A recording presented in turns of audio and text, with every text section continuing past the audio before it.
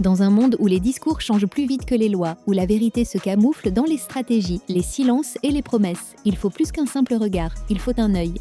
Bienvenue sur l'œil politique. Chaque semaine, nous nous engageons à décrypter l'actualité sociopolitique sans détour. Nous allons au-delà des apparences, explorant les faits, le contexte souvent ignoré et les implications profondes des décisions qui façonnent notre avenir collectif.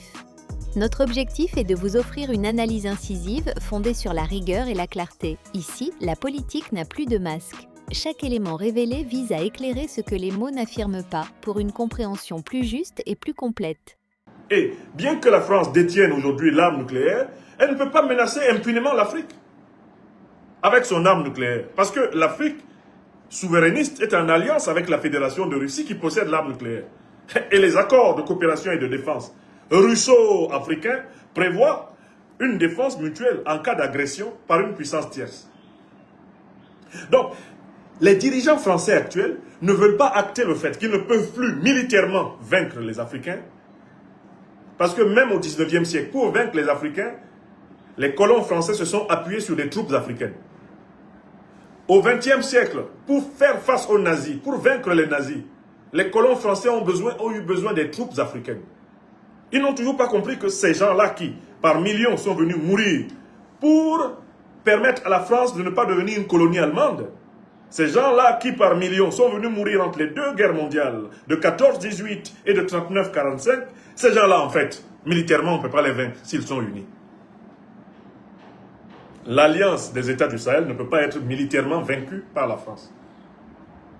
Et si cette alliance devait s'étendre en une alliance avec une alliance des peuples d'Afrique centrale, que nous appelons de tous nos voeux, après la chute des tyrans, eh bien, d'Afrique centrale, eh bien, ça deviendrait encore plus clair et plus net. Il n'y aurait pas de débat. Aucune puissance européenne ne pourra se lever pour dire « j'affronte l'AES et la PAC » ou même « j'affronte l'Union africaine nouvelle génération » constituée de l'alliance des États du Sahel et de la future alliance des peuples d'Afrique centrale. Donc, au lieu de prendre acte de l'impossibilité de recoloniser militairement l'Afrique, ils continuent à chercher, ils continuent à essayer de déguiser leurs troupes dans des compagnies militaires privées, compagnies de sécurité, agences de gardiennage, ONG, associations. On les a sortis par la porte, ils veulent entrer par la fenêtre. Ils se cachent dans la Croix-Rouge, ils se cachent dans des trucs. Ils arrivent en disant qu'ils viennent vraiment vous aider contre la faim, alors qu'ils sont des militaires. Et on les cueille les uns après les autres. 1, 2, 3, 4, on les cueille. Ils ne se rendent pas compte que ça veut dire qu'il faut renoncer à recoloniser l'Afrique. Cette défaite intellectuelle fait que la France n'a pas fait ce que l'Allemagne a fait.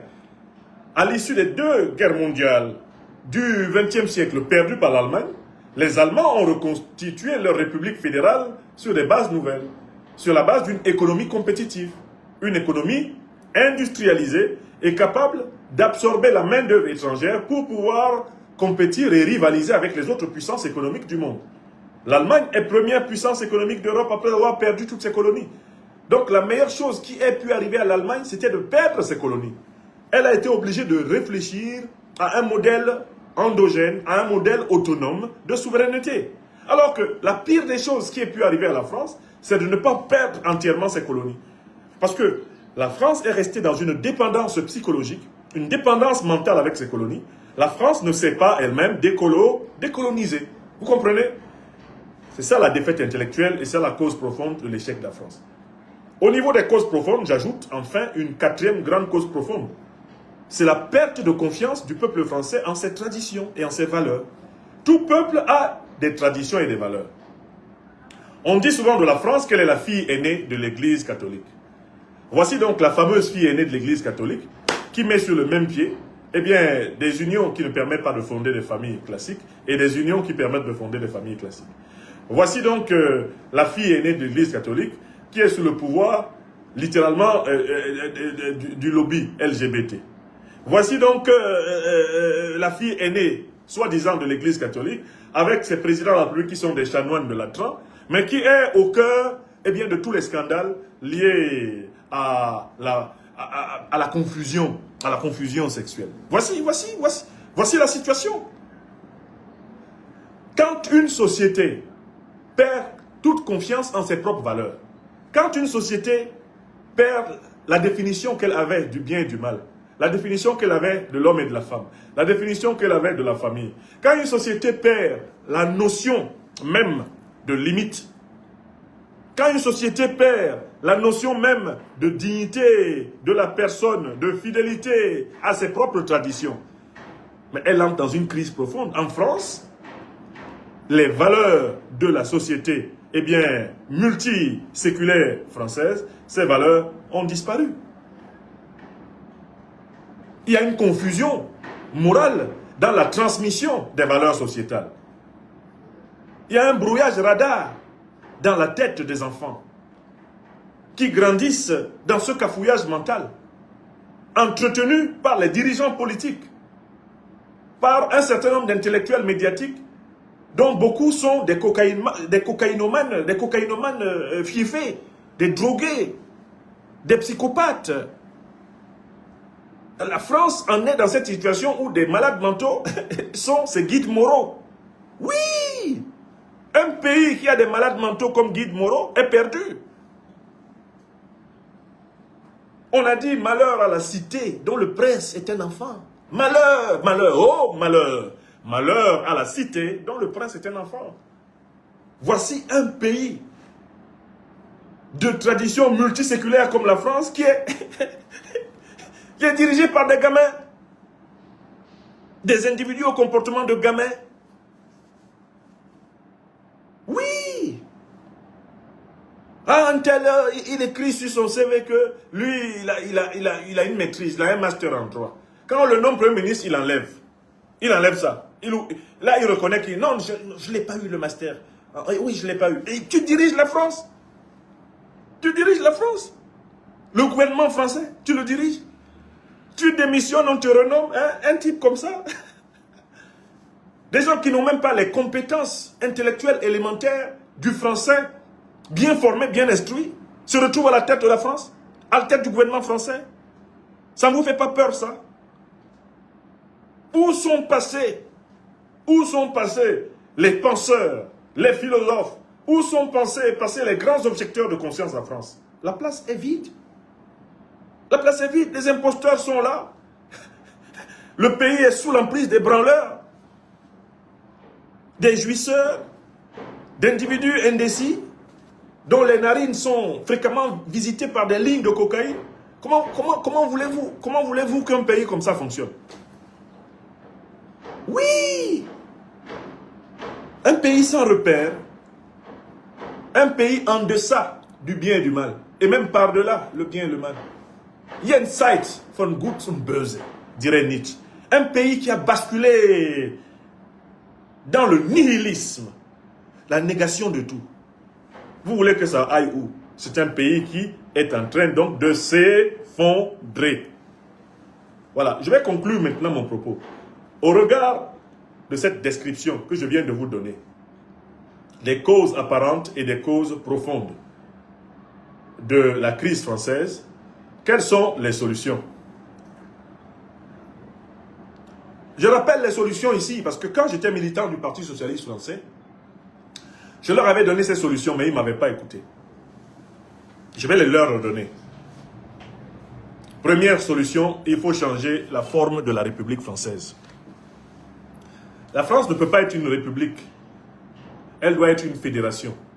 Il faut passer de la République française à la Fédération française.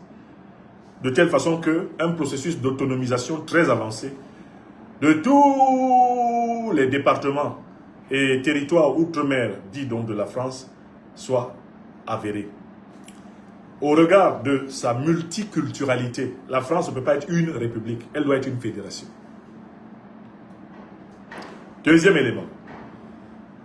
Pour sortir le peuple français de la passivité et du scepticisme, du piège de la société de consommation, il faut entièrement réviser non seulement la politique salariale, mais la politique économique.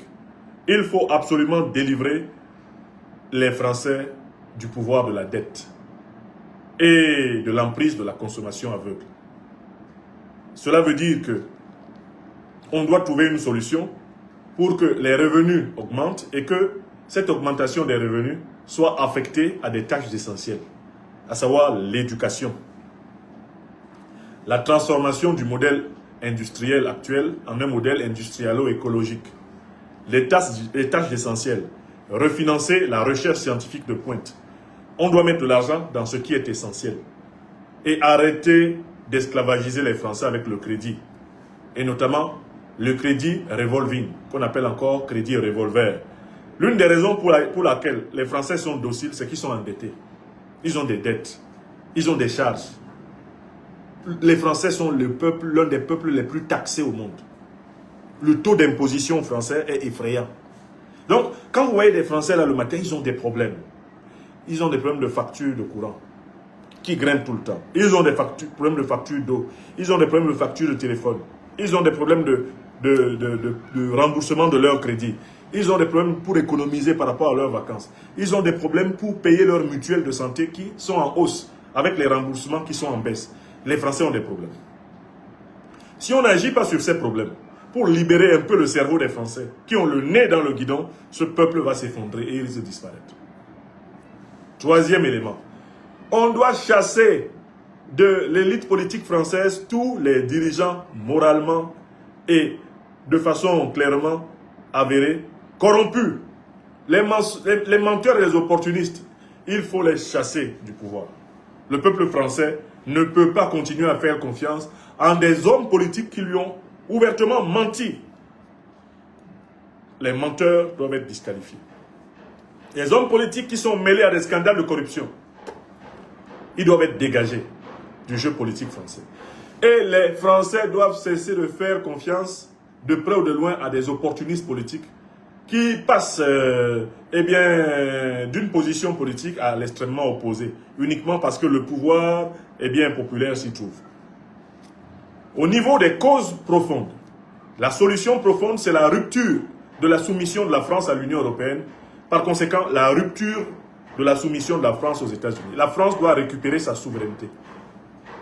Le président français, le gouvernement français doit pouvoir décider pour la France. Pour cela, la France doit reprendre sa souveraineté des mains de l'Union européenne et reprendre sa souveraineté des mains des États-Unis d'Amérique.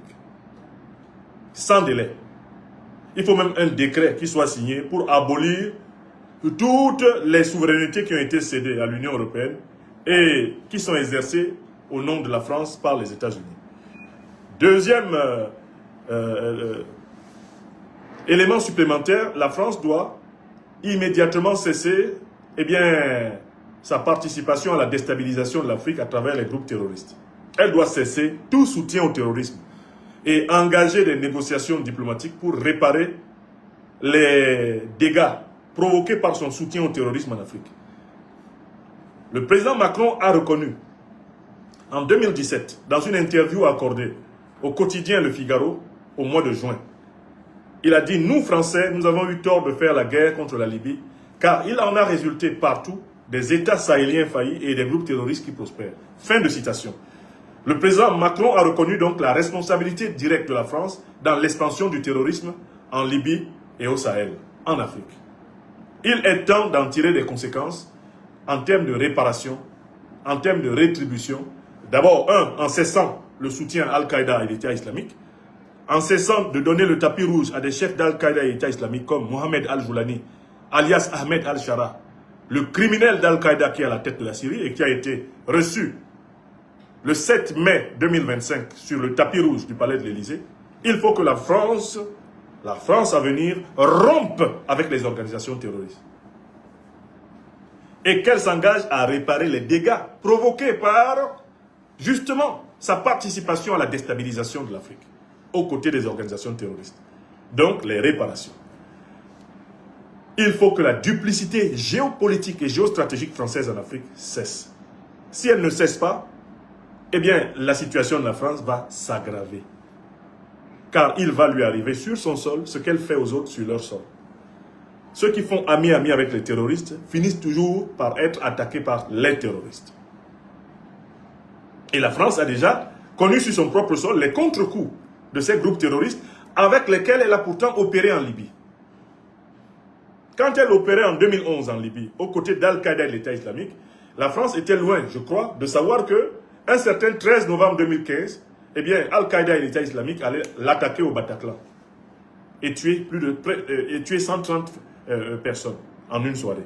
Vous voyez, c'est un exemple.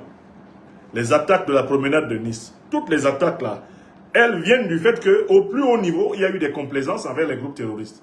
Au Moyen-Orient, d'une part, et d'autre part, en Afrique.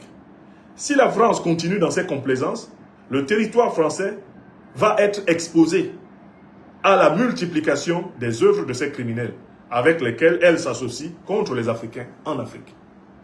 Donc il faut faire très attention ici à ce qui va se passer. Il faut faire très attention. Et donc, enfin, si on veut honnêtement que la France aille mieux, il faut qu'elle fasse le deuil de ses possessions africaines. Il faut qu'elle fasse le deuil de la colonisation de l'Afrique. Il faut qu'elle renonce à toutes les manœuvres, directes ou indirectes, de recolonisation de l'Afrique. Et que des États généraux de la République française pensent un modèle étatique adapté. Un modèle étatique en capacité de permettre à la France de devenir une puissance humble, de devenir une fédération de peuples francophones, puisque en réalité elle a des territoires d'outre-mer, etc., qui peuvent plus ou moins accepter de continuer à exister étroitement avec elle.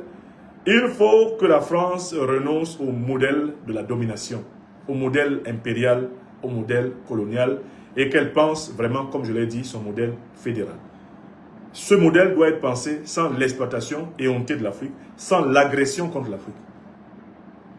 Penser sans le CFA, penser sans les armées sur le sol africain, sans des mercenaires sur le sol africain, sans le soutien aux dictateurs. Il faut que la France apprenne à être libre de son passé colonial, de son passé néocolonial, de son passé impérial. Et c'est la condition du renouveau de la France. Voilà, mes chers amis, la réflexion que je voulais partager avec vous aujourd'hui.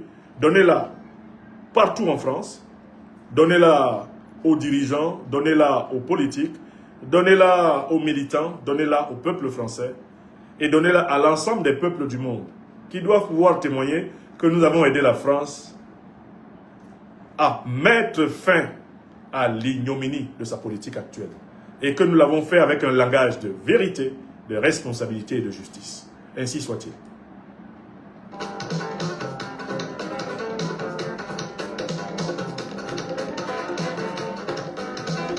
Merci à celles et ceux qui ont partagé ce message.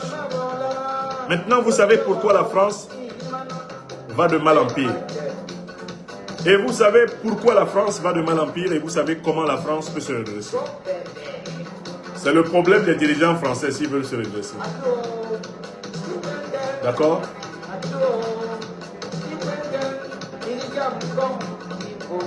Je vous souhaite un excellent samedi 11 octobre 2025 à travers le monde. Ligwenge, bon mama beo.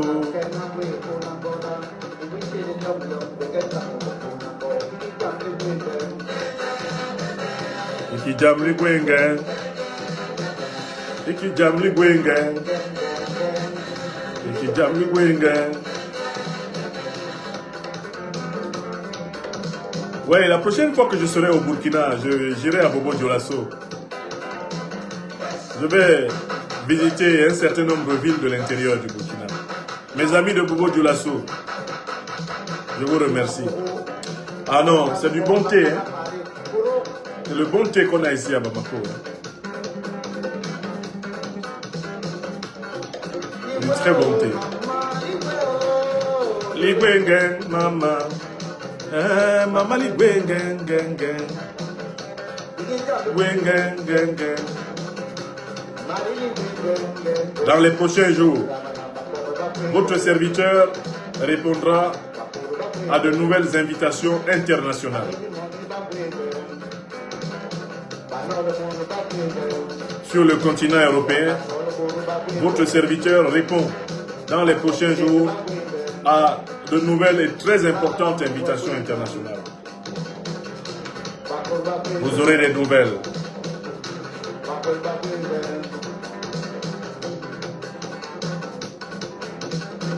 Dans les prochaines heures, nous allons parler de la mascarade électorale en Côte d'Ivoire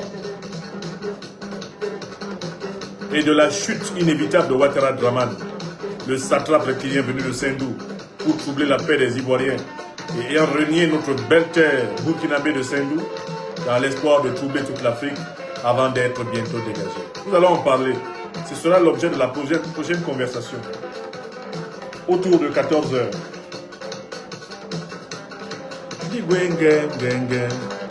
Nous allons nous pencher sur la situation politique en Côte d'Ivoire. Hier, nous vous avons parlé du Cameroun. Nous avons demandé aux Camerounaises et aux Camerounais de rester à la maison. Il n'y a pas élection demain. Tout à l'heure, nous allons parler aux Ivoiriennes et aux Ivoiriens.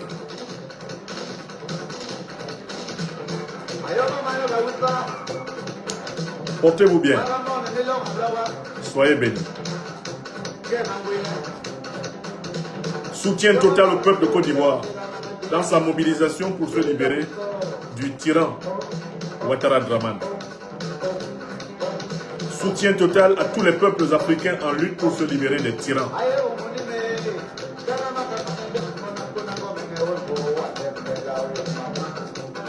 Merci beaucoup. Bon, j'espère que vous avez partagé le direct. À vous, mes amis sur TikTok, que je n'oublie pas. Merci infiniment, Afrique des Libertés Top. À mes amis sur Université Libre de l'Afrique des Libertés, merci de partager le direct. À mes amis sur Franklin Nyamsiwa Cameroun, l'Afrique des Libertés. YouTube, merci de partager le direct. À mes amis sur Franklin Nyamsi Facebook, merci infiniment de partager le direct. Gang, gang, gang, gang.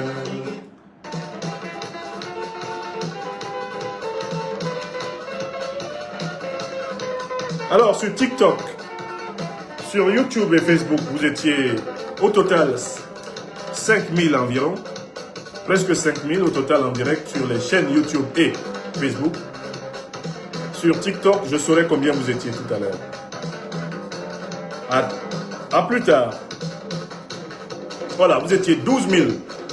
Vous étiez 12 000 téléspectatrices et téléspectateurs en direct sur TikTok. Quand on y ajoute les 5000 autres, vous étiez environ 17 000 en direct. Vous étiez environ 17 000 en direct. Félicitations. Merci beaucoup. Environ 17 000 en direct. À l'écoute du docteur des preuves depuis Bamako. Je vous dis que dans les prochains jours, je réponds à des invitations internationales de grande envergure. Vous en saurez plus lorsque je serai sur ce nouveau terrain en Europe, dans les prochains jours.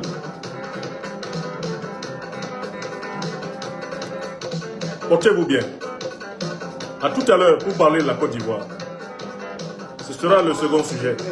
Gang, gang. Maman, digwenga. Maman, digwenga. Digwenga. Merci beaucoup. Et bismillah. Merci.